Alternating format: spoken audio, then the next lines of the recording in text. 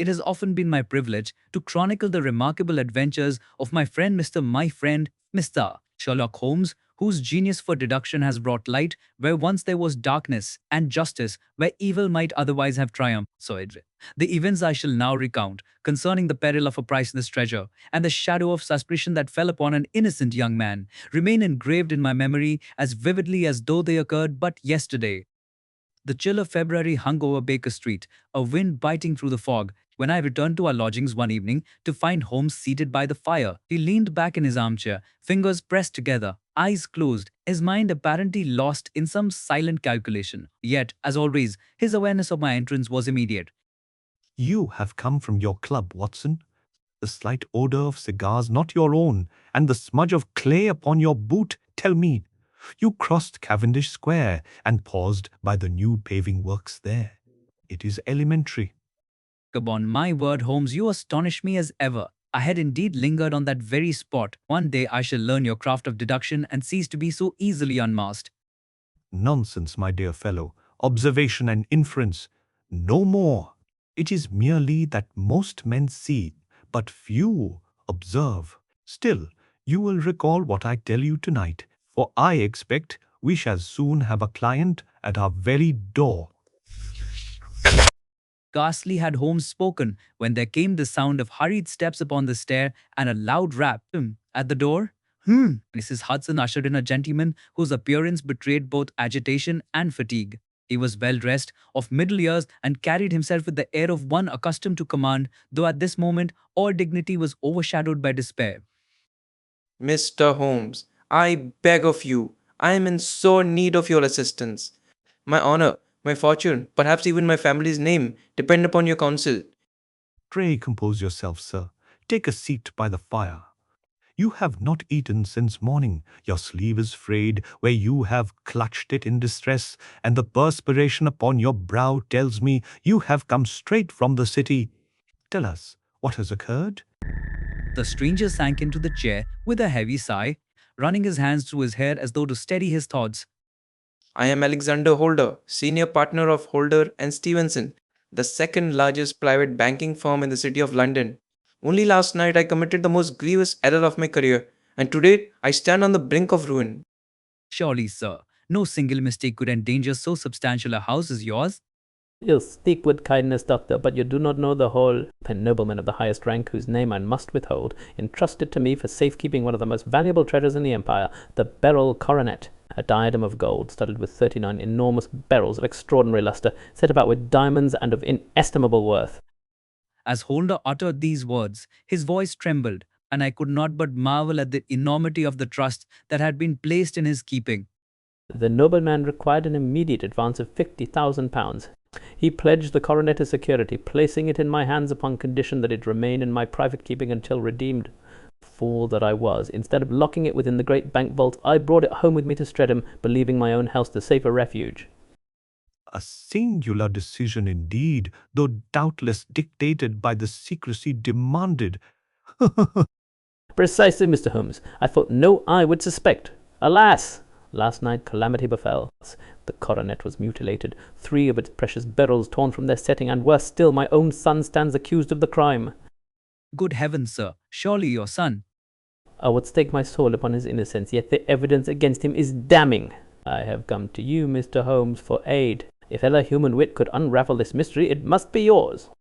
Holder's hands shook violently as he drew from his coat a small case, which he opened to reveal the coronet itself. Even in its damaged state, the splendor of the ornament was dazzling, yet where 3 stones had once shone, there now gaped only jagged sockets, the gold twisted and wrenched, gasped. Extraordinary craftsmanship and extraordinary violence used against it. They recount every circumstance of that night. Holder gathered his composure and began his tale, while Holmes leaned forward. Per se, Holmes leaned forward, quick and guard, his keen gaze never leaving the man's face, his long fingers steepled in front of him. I retired late, after securing the doors and facing the coronet upon a side table in my dressing room. At midnight I was roused by a sound as of metal scraping. Grasping a candle, I rushed forth. There, in the corridor, I saw my son Arthur with the coronet in his hands, the gold door of the lady bent and the stones loosened. You actually beheld him with it? Yes, I cried out in horror. He dropped the diadem and stood defiant. I seized him, demanded an explanation, but he refused, saying only that he was innocent. Servants rushed in. We searched, but the 3 stones were gone. My son maintained a sullen silence, safe to repeat that he had not stolen them. The police have been summoned, but I cannot endure to see him branded a thief. Mr. Holmes, I implore you, discover the truth. Your narrative is clear. Permit me a few questions. Was any other member of your household awake at that hour? My niece Mary, who resides with us, declared she heard nothing. The servants all swear they were asleep. Only my son was found abroad in the passage. And what is your son's character? Has he ever shown tendencies toward dissipation or vice? Alas, yes. He has been wild, much given to gambling and idle company. Yet, though headstrong, I never believed him dishonorable. He would not stoop to theft. Holmes remained silent for some moments, his eyes closed as though he beheld the scene in his mind. Then he rose abruptly. We must see the house at once. Watson, your coat and hat. Mr. Holder, you shall conduct us to Streatham tonight. Every hour that passes diminishes the chance of recovery. Holmes, you intend to investigate upon the instant? Assuredly, delay is the enemy of deduction. Come, gentlemen, the fog was served to cloak our errand.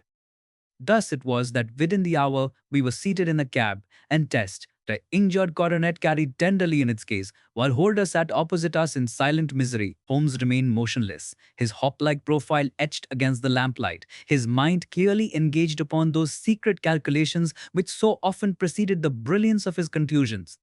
The streets of London gave way to the quieter avenues of Streatham, until at last we drew up before a fine detached villa, its windows dark, the night watchman pacing beyond the gate. Holder led us swiftly inside, and we were shown to his study, where a lamp still burned. Now, Mr. Holder, let us retrace your steps. Show me precisely where you placed the coronet, where you discovered your son, and the route by which he must have come. To Lincoln, we followed him upstairs to a broad landing. He indicated the door of his dressing room and the point where Arthur had stood, the damaged coronet clutched in his hands. Holmes examined every detail minutely. The carpet, the skirting, even the candle holder left upon the table. Hmm, hmm, hmm.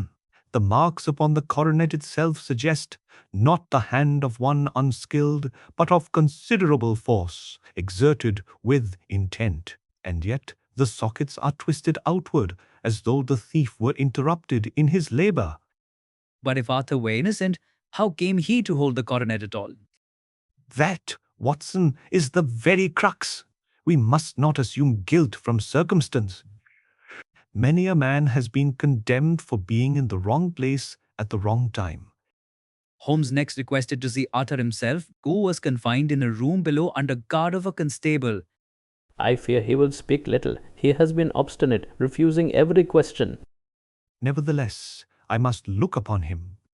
We were admitted to a dimly lit chamber where Arthur Holder, a handsome young man of some 22 years, sat upon the bed, his arms folded, his face pale but resolute. Good evening, Mr. Arthur. I am Sherlock Holmes, engaged to discover the truth of this unfortunate business. Will you aid me by telling all you know? I have nothing to say, sir. Say that I am innocent. I will not answer questions. But surely if you are guiltless, silence can only harm you. My honor is my own. I cannot explain. Do as you must. Holmes studied the young man's face intently, then inclined his head without another word. Very well. Your resolution is noted. Perhaps in time you will see fit to speak. Returning upstairs, Holmes requested to see Miss Mary, Holder's niece. She entered presently, a graceful young woman of refined features, though her eyes were red as though from weeping. Miss Holder, forgive the intrusion. Did you hear or see anything unusual last night? No, sir. I retired early and slept soundly until morning. This calamity has shocked me beyond measure. Poor Arthur! I cannot believe he is guilty. Oh, you are fond of your cousin then. Indeed, I am. He is high spirited, but he has a generous nature. To think he would commit theft is monstrous. Holmes bowed gravely, his eyes never leaving her countenance. Now, I thank you, Miss Holder. That will be all for now. when she had withdrawn, Holmes remained silent, his brows knitted. At length he spoke. Watson, There is more here than meets the eye. I have seen enough for tonight. Mr. Holder, secure the coronet once more. We must return to Baker Street, for I have much to consider. Rest assured, I shall not permit an innocent man to suffer while the guilty go free. With these words, Holmes wrapped himself in his greatcoat and we departed into the fog-laden night, my mind teeming with questions. Yet my heart buoyed with hope, for I knew that once Sherlock Holmes had fixed his gaze upon a problem, no matter how dark or intricate, the light of truth could not long be withheld. As the cab bore us back through the misty avenues of London, I could not forbear to press my companion for some explanation of the thoughts that seemed to absorb him so completely. Holmes, however, sat with head bowed, his keen features half lost in the shadow of his hat brim, and offered me little beyond a curt shake of the head. You have already formed a theory, Holmes. I can see it in your eyes. Pray, enlighten me, lest I perish of curiosity. Patience, Watson. I have indeed formed certain provisional hypotheses, but it would be premature to declare them. I require facts, more facts. Until then, all speculation is but the sport of idle fancy, and you know I detest idle fancy. Oh.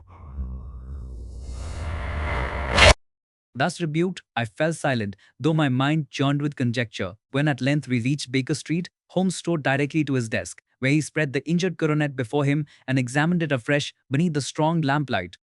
Observe, Watson, the character of these bends. The gold is twisted outward, as if wrenched by great strength from within. No common thief would act so clumsily. A craftsman would detach the stones with a blade, not rend the setting like a brute. Then you suspect an act not of theft, but of passion? Perhaps, or of desperation. Mark also the rough edges upon the sockets, done hastily, interrupted before completion. Whoever wrought this intended to remove all 39 stones, not merely 3. I examined the diadem with all the earnestness of a schoolboy striving to emulate his master, yet the meaning of these signs eluded me. Still, Holmes, Arthur Holder was found with the coronet in his very hands. What explanation can possibly absolve him? That, my dear Watson, is precisely the knot we must untie. Guilt may wear the semblance of innocence, and innocence the guise of guilt.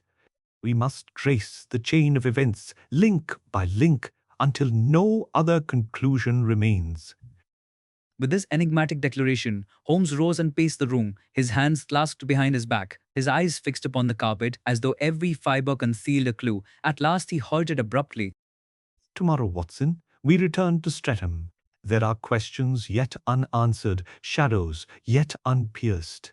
You shall accompany me, for your medical eye may observe what mine does not. The following morning dawned grey and cheerless, with a bitter wind that cut to the bone. Nevertheless, we set out early, and by mid-morning we once again approached the villa of Mr. Holder. He received us with an anxious countenance, eager for any sign of progress. Mr. Holmes, I have spent a sleepless night. The police insist the case is clear as daylight. They would have my son committed at once. For heaven's sake, tell me you have discovered something in his favour. I have discovered nothing yet, but absence of proof is not proof of guilt. Pray, permit me free access to your house and grounds. There are traces left by every action, if only one has eyes to read them. Holder consented at once, and we set about our investigation. Holmes began upon the landing, where the struggle had occurred. He measured the distance between door and staircase, scrutinized the carpet pile, and even examined the faint wax stains left by Holder's candle. Surely, Holmes, these trifles cannot advance us? Trifles, Watson, are the foundation stones of deduction. A single grain of dust may overthrow the most elaborate falsehood. Look here, the wax has dripped in a double line, as though the candle were carried in haste. Holder described himself as rushing out, suddenly, perfectly consistent. But note also this mark upon the balustrade, fresh scratches, as from nails clutched in a moment of struggle. From thence, Holmes passed to the garden. Then, though the frost still lingered upon the ground, he examined the soil with his magnifying lens, moving slowly along the paths. Presently, he uttered a low exclamation and beckoned me to join him. Observe these footprints, a man's, by the breadth and depth, and not missed aside. Holder's shoes, for the sole pattern is different. The tracks lead not toward the gate, but circle back beneath the windows. One was abroad last night besides the household. Then Arthur may have been pursuing the intruder. Just so. You begin to see the drift. We traced the prints until they vanished upon the harder gravel of the carriage drive. Holmes, however, seemed satisfied and turned his attention to the servants. One by one they were summoned and questioned, yet each persisted in the same tale that they had slept undisturbed. Holmes's eyes rested longest upon the butler, a tall man of impassive visage, but he dismissed him with no comment. Now, Watson, we must speak with Miss Mary once again. The young lady entered with evident reluctance. Her face was pale, her hands trembled as she clasped them before her. Holmes regarded her with a gentleness I had seldom seen in him. Miss Holder, I beseech you to be frank with me. You desire your cousin's release. Then help me to aid him. Did you, on your honor, hear no sound during the night? I heard a noise, yes, but it was late, and I thought it but the wind rattling the shutters. I was afraid to rise. Oh, sir, do not press me further. Fear not. I press only for the truth. Did you observe anyone in the house who should not have been there? No, no one. I swear it. Holmes's eyes narrowed, and for an instant I thought he would accuse her of concealment. But he merely inclined his head courteously. Very well. That will suffice for the present. When she had withdrawn, I could restrain my impatience no longer. Holmes, she is clearly withholding something. Why did you not press her until she confessed? Because, my dear Watson, compulsion yields only resistance. Secret may be drawn forth more surely by silence than by pressure. Let the young lady believe her words unchallenged. The truth will emerge in its own time. We next sought Arthur, who still languished under guard. Holmes seated himself opposite the young man and regarded him with grave intensity. Arthur Holder, I will speak plainly. Your silence is a grave obstacle to justice. If you are innocent, as I believe, then your refusal to explain condemns you more surely than any proof. Mr. Holmes, I respect your skill, but I cannot break my word. I have pledged myself to secrecy, and I will die before I betray it. But surely, sir, no promise can bind a man to ruin his own life. Perhaps not, yet honor means more to me than life itself. Then be it so. But know this, I shall pursue the truth, whether you aid me or not. When I find it, you may discover that your silence was in vain. Holmes rose without another word, leaving the young man pale and trembling. Outside, I turned to him in frustration. You are convinced of his innocence, Holmes, yet he gives you nothing. How can you hope to clear him? By following the evidence, not the testimony. Men may lie, Watson, but footprints, scratches, candle drips, these do not. Now, come. I must walk alone for an hour. Do not accompany me. I think better without distraction. With that, he strode off across the frosted fields, his tall figure soon swallowed by the mist. I remained with Holder, attempting in vain to soothe his agitation. When Holmes returned near evening, his face was alight with that peculiar fire which I had learned to recognize as the herald of discovery. Watson, Mr. Holder, matters are clearing. I have seen what I needed to see. Tonight, I must make certain inquiries in town. Tomorrow, I hope to place the truth in your hands. Heaven bless you, Mr. Holmes. You give me hope where I had none. And with that assurance, Holmes departed, leaving us to speculate feverishly upon what clue he had unearthed. I confess that my own mind remained as dark as ever, but I knew that if Holmes spoke thus confidently, some thread had surely presented itself, though as yet invisible to all but his penetrating eye. That night, as we rode back to Baker Street, I longed to question him, but his lips were sealed. He leaned back in the cab, his violin case upon his knee, and hummed softly to himself, as though the music already echoed in his mind. Thus ended the second stage of our singular adventure, with mystery still unsolved, yet the glimmer of revelation dawning beyond the veil. The days that followed were filled with a peculiar tension. Holmes, with that inscrutable manner of his, alternated between periods of restless energy and intervals of profound abstraction. Times he would pace our sitting room for hours, every nerve taut as a drawn bowstring, only to collapse suddenly into his armchair, pipe in hand, his gaze lost in the blue spirals of smoke that curved upward to the ceiling. For myself, I could only wait in patient bewilderment. I knew from long experience that when Holmes held his tongue, it was not from lack of ideas, but from the very abundance of them. Yet my own curiosity gnawed at me, and more than once I sought to draw him out. Holmes, you surely cannot deny that Miss Mary Holder behaves most suspiciously. Her manner is evasive, her answers confused. I would wager she knows more of the matter than she admits. Indeed, Watson, you are not wrong. Yet beware the danger of leaping from suspicion to certainty. Suspicion is but the shadow. The substance may prove far other. But what of the footprints in the garden? Clearly someone from without entered the grounds. Precisely. And yet, what did we observe? The prince did not pass toward the gate, but circled beneath the windows. Yet, why should a thief, having seized so valuable a prize, linger about the house rather than flee at once?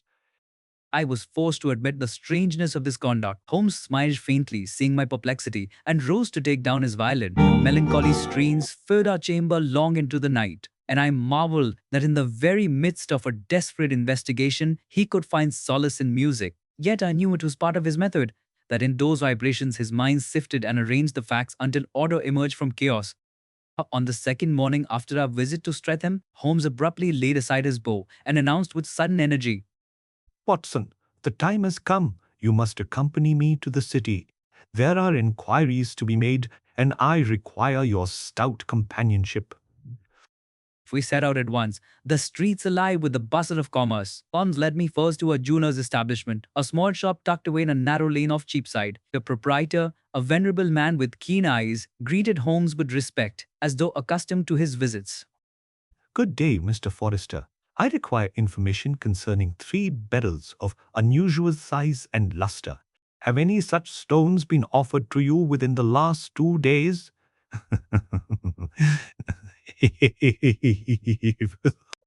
Why, Mr. Holmes, you put a curious question. As a matter of fact, a gentleman did present 3 remarkable beryls for my inspection only yesterday. I declined to purchase them, for they bore signs of having been wrenched from their setting.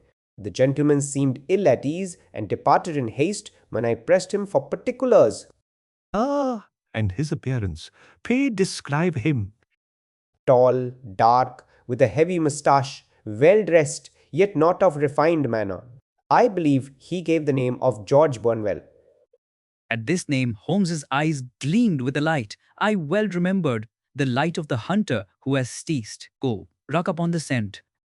Excellent, Mr. Forrester. You have rendered me a signal service. Come, Watson. Holmes, you know this Burnwell? Indeed I do. Sir George Burnwell, once of good family, but long notorious for his dissipations, is biting cliché. He is a gambler, a swindler, and worse. That he should be connected with this matter surprises me not at all. The question is, how came he into possession of the stolen beryls? From the jeweller's we repaired to a tavern of ill repute in the Strand, where Holmes, by means of certain acquaintances of his in the criminal world, sought intelligence concerning Bonwell's recent movements, and Binkles of Three Thou and Enyor the Jack. While he spoke in low tones with a ragged fellow who had the look of a groom gone to ruin, I sat apart, reflecting upon the strange web that seemed to close about the Holder family. Presently Holmes rejoined me, his expression grim. It is, as I thought, Winnow Binting, 5 Mongotta. Burnwell has been seen frequenting Streatham of late, in the company of a young lady of some beauty. Watson, do you not perceive the significance? You mean Miss Mary? Exactly! The girl is under his influence. That explains her agitation, her evasions, her refusal to speak.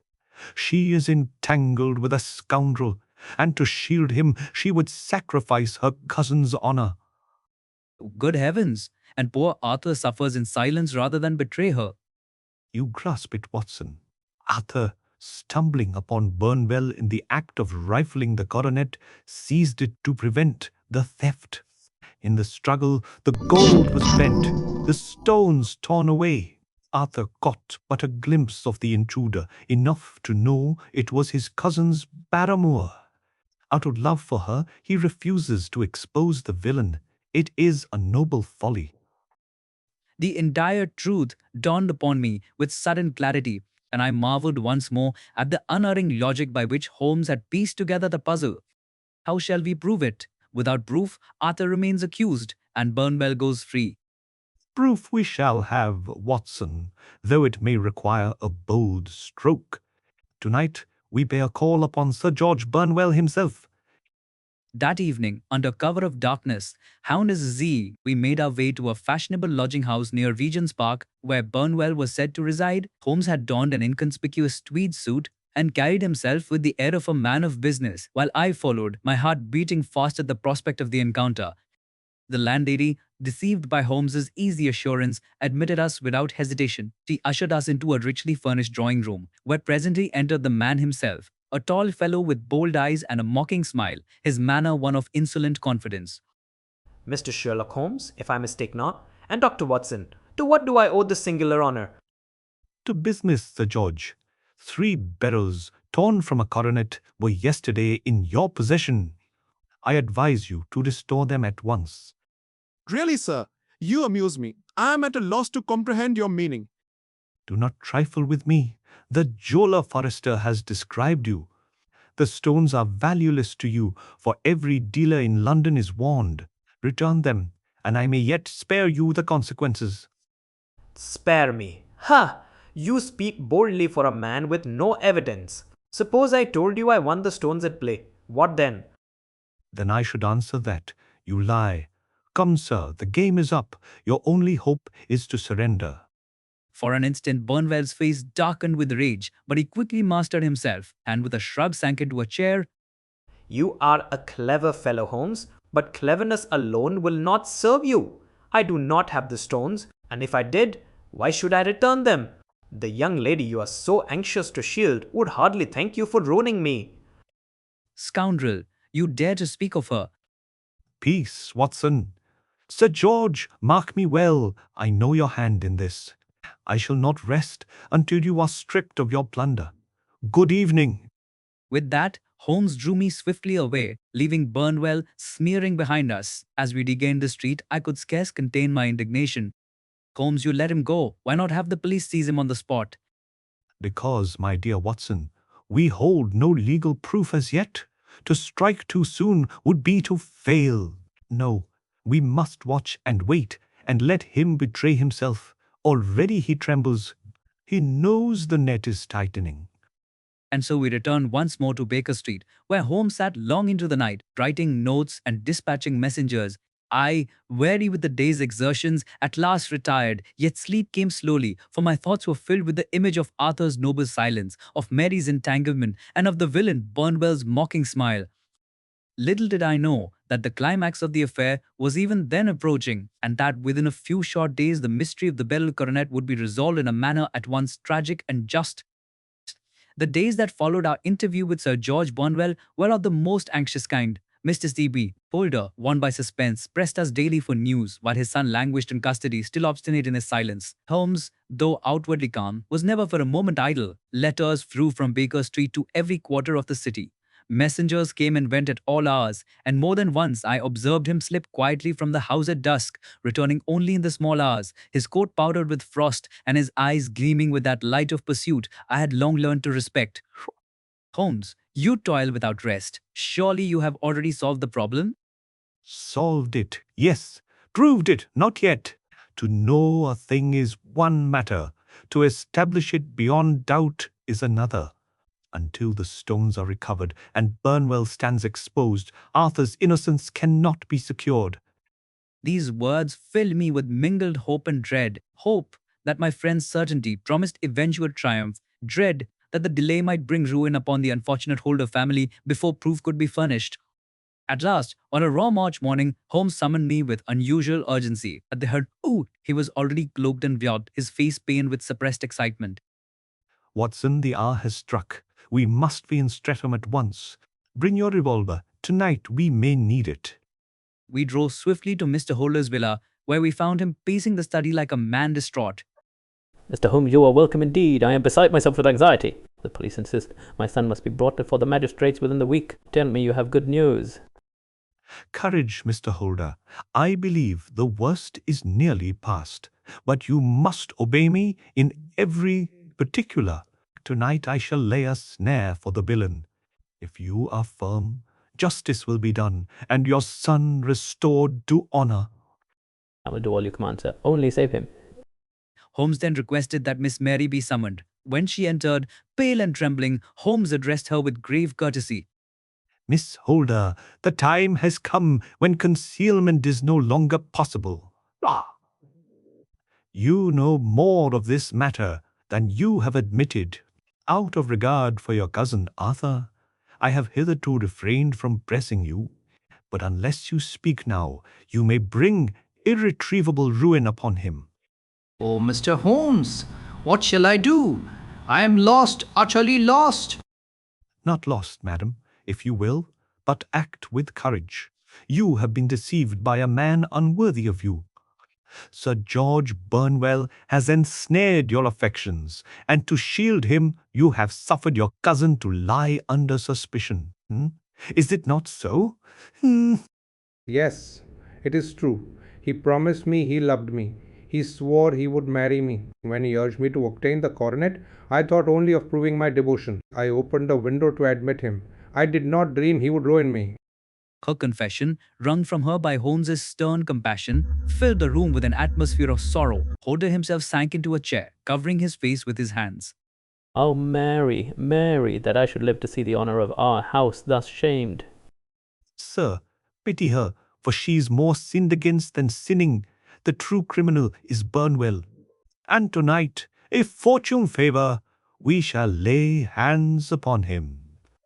With that, Holmes set his plan in motion. He arranged that the house be darkened after supper, save for a single lamp in the study. The servants were dismissed early to their quarters, save the butler, who was stationed near the hall door. Holmes, Holder and I kept vigil, concealed behind the heavy curtains.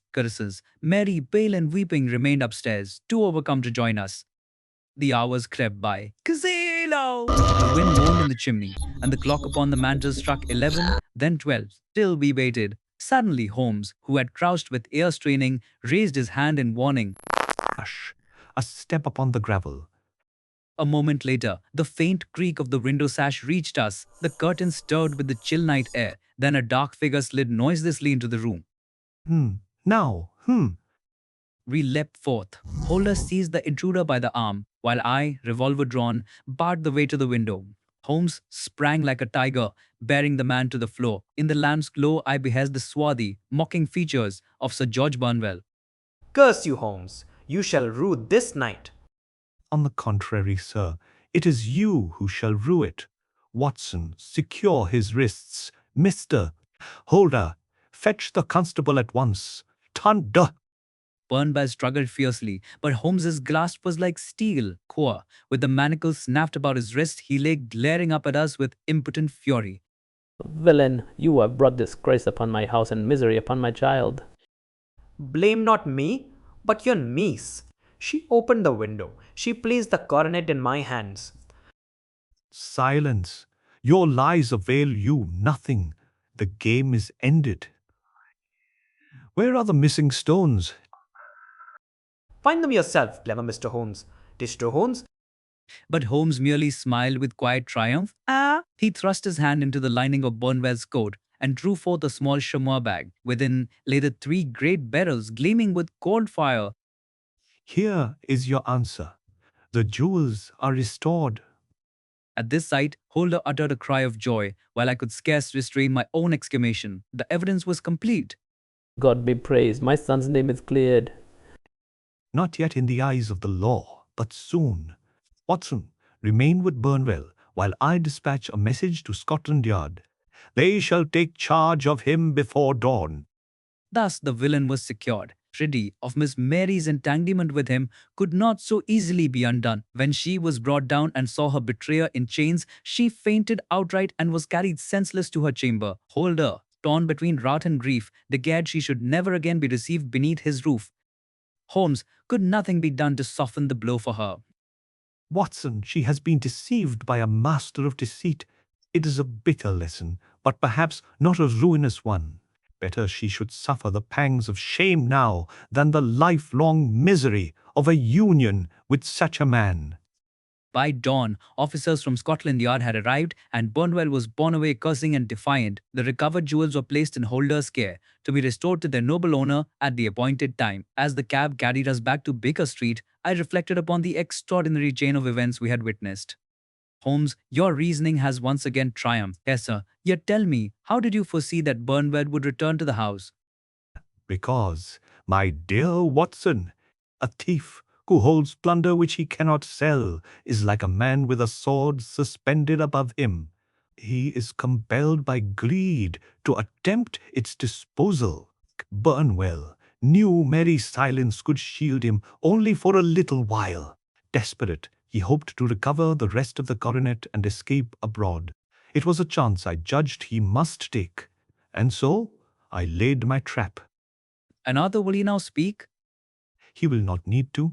The facts speak for him. But I think his silence, born of love for his cousin, has been the most eloquent testimony of all. Holmes leaned back against the cushions, his eyes half closed, his features composed in that look of profound satisfaction which I had seen upon them only when his highest faculties had been fully exercised. And thus ended the night's adventure, with the villain secured, the jewels recovered, and the honor of an innocent man preserved. Yet, though the case was outwardly concluded, I sensed that one final theme remained, that of Arthur's liberation and of Holder's gratitude. That, however, I shall relate in the last part of this chronicle, wherein Holmes shall deliver his verdict upon the whole affair, and I shall record the lessons I gleaned from the master's art of deduction. Capture of Sir George Burnwell and the recovery of the stolen beryls was but the prelude to the true conclusion of this extraordinary affair. For though the jewels lay once more in the custody of Mr. Holder, and their noble owner might rest assured of their restoration, the honor of the Holder family and the fate of poor Arthur still hung in the balance. On the morning following Burnwell's arrest, Holmes and I returned once more to Streatham. The dawn was pale and cold, and a faint mist clung to the hedgerows, but my heart was warmed by the knowledge that justice had triumphed and that the shadow of disgrace was about to be lifted. Mr. Holder received us in his study. His face, though haggard from sleeplessness, bore an expression of gratitude and relief. Mr. Holmes, words cannot express my thanks. The jewels are safe, the villain is secured. But above all, you have preserved the honor of my son. How can I ever repay such a service? By forgiving him, sir. For though his silence caused you anguish, it was born of nobility, not of guilt. Where another man would have betrayed, he remained steadfast. He is more to be honored than condemned. Holder bowed his head, overcome by emotion. At that moment, the door opened, and Arthur himself was ushered in. The police, apprised of Burnwell's arrest and the recovery of the stones, had released him provisionally, and he came now to stand before his father with mingled pride and shame. Arthur, my boy. Father, I have wronged you bitterly. I should have spoken, but I could not betray Mary. She is as dear to me as a sister. I would rather suffer myself than bring disgrace upon her. My son, I understand. Thanks to Mr. Holmes, the truth is known and your honor vindicated. Let us never speak of it again. And the two clasped hands, and I confess I was deeply moved by the sight. Holmes, though outwardly composed, permitted himself the faintest smile of satisfaction. Watson, we have seen justice tempered with mercy. It is a rare combination. A short time later, Miss Mary entered, pale and subdued. She dared not raise her eyes, but when Arthur took her hand with brotherly gentleness, tears fell fast upon her cheek. Mary, do not grieve. We have all been deceived. Let this be a lesson, but not a ruin. You are forgiven. Arthur, your generosity overwhelms me. I shall strive to be worthy of it all my life. With these words, she withdrew, leaving behind an atmosphere of reconciliation, though one tinged with melancholy. Later, as Holmes and I rode back to Baker Street, I begged him to recount in detail the steps by which he had solved the riddle, for though I had followed the adventure closely, many of his deductions still seemed to me mysterious. Holmes, from the first you seemed certain Arthur was innocent, though the evidence appeared damning. How could you be so sure? Because, my dear Watson, guilt leaves its own unmistakable signature, which was wholly absent. Consider, a thief bent upon plunder acts with stealth, yet Holder described his son standing boldly in the corridor, the coronet in his hands, making no attempt to conceal himself. That is not the conduct of a criminal caught red-handed, but of a man who has intercepted the crime of another. And the twisted sockets of the coronet? Jaw, that was the chief clue.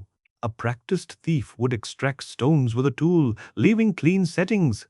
But here, the gold was bent outward by brute force, as though in a struggle. It was plain that Arthur had seized the coronet from the thief, who tore away 3 stones before being driven off.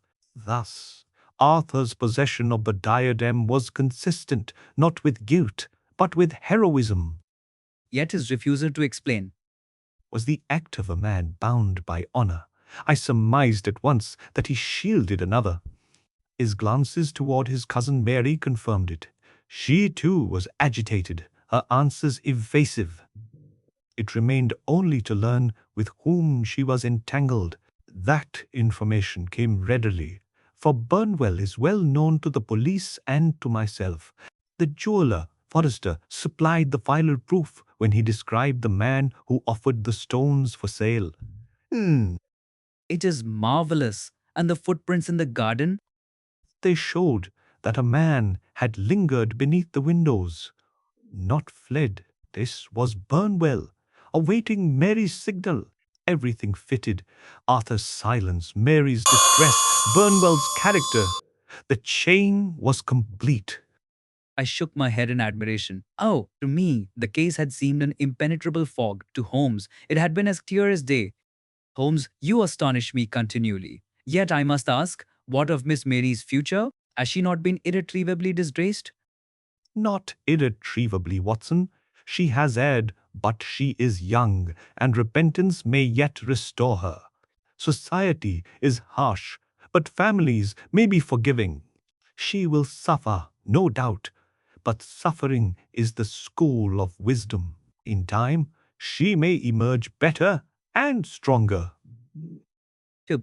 Thus spoke Holmes with a gentleness rare in him, and I realized once more that beneath his cold exterior there beat a heart not untouched by human compassion.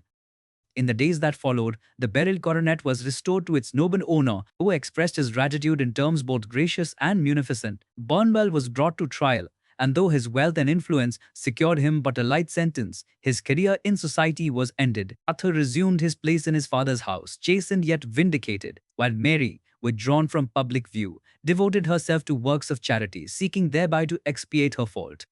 For myself, I reflected long upon the lessons of the case. Once again, I had witnessed the power of Holmes's method, that patient observation of trifles, that rigorous chain of reasoning, that refusal to be deceived by appearances. And once again, I had seen how, in the hands of genius, justice might be done where human weakness threatened to prevail. Holmes, I said to him one evening as we sat together by the fire, do you never tire of these pursuits? They demand of you a ceaseless vigilance, a perpetual tension of the mind.